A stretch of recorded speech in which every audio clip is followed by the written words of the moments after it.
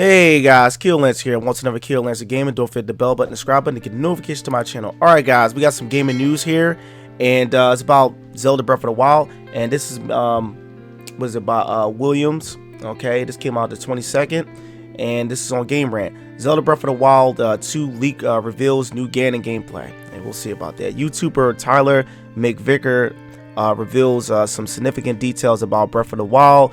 Wild 2's map included its link to Ganon and how it's more linear.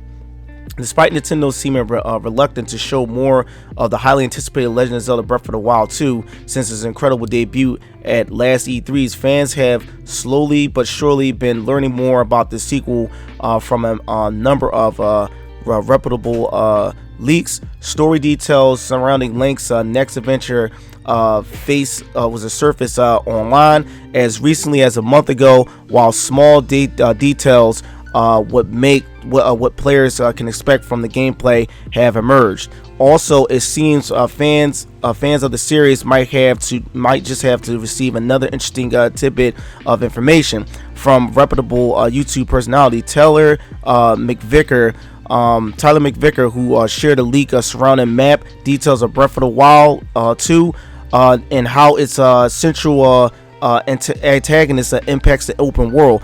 Talking with on Twitch, McVicker explains a number of major changes to the title, with his first major bombshell being that the sequel's map will remain mostly the same. Okay. They're reusing the same world. McVicker begins continuing because they don't have to rebuild the same world. That's cool. Again, they can repopulate the world with more detailed things, things. He goes on to cite how many complained that the Breath of the Wild should have had major dungeons on the surface, seemingly claiming that this sequel will focus on more populating the world with explorable locations and old school Zelda dungeons. With those wanting to hear McVicker discuss the topic, he begins at 11:20 in the video below. If y'all guys want to check this guy out, feel free to go check him out right here by going to the GameRant site. This isn't all the streamer had to say on the topic. However, discussing how Link goes up a series of towers in the first Breath of the Wild to scout out the map, McVicker goes on to explain how the team got around making players have to redo that all again. Link has cannily already unlocked his map. He begins rating.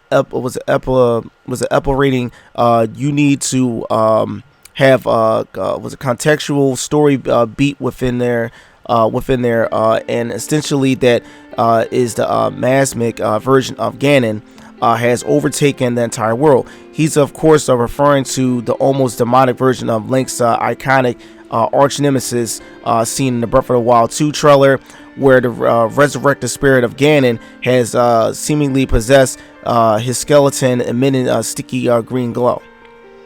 Okay. McVicker continues to be elaborating that Ganon's miasmic presence has completely shrouded the world, and the player physically can't explore those sections, so they clear out the miasmic areas of the map. He goes on to elaborate that it is the Division 2, perhaps clarifying more how this gameplay mechanic will work, with players seemingly exploring more of the game's world as they slowly push Ganon back and free Hyrule once again. Interesting, the leaker also claims the game will initially be more linear than previous titles, which will no doubt make it an interesting change of pace for Breath of the Wild fans. As always for leaks, it's worth taking McVicker's words with a grain of salt. However, it is no doubt interesting nonetheless.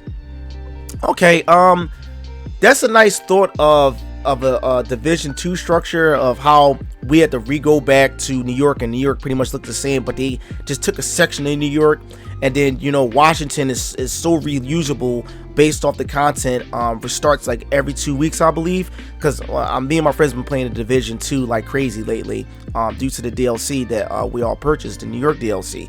I wouldn't have a problem with revisiting this world, and the crazy thing is just re-unlocking this world because it's overtaken by miasma. That's a very interesting take.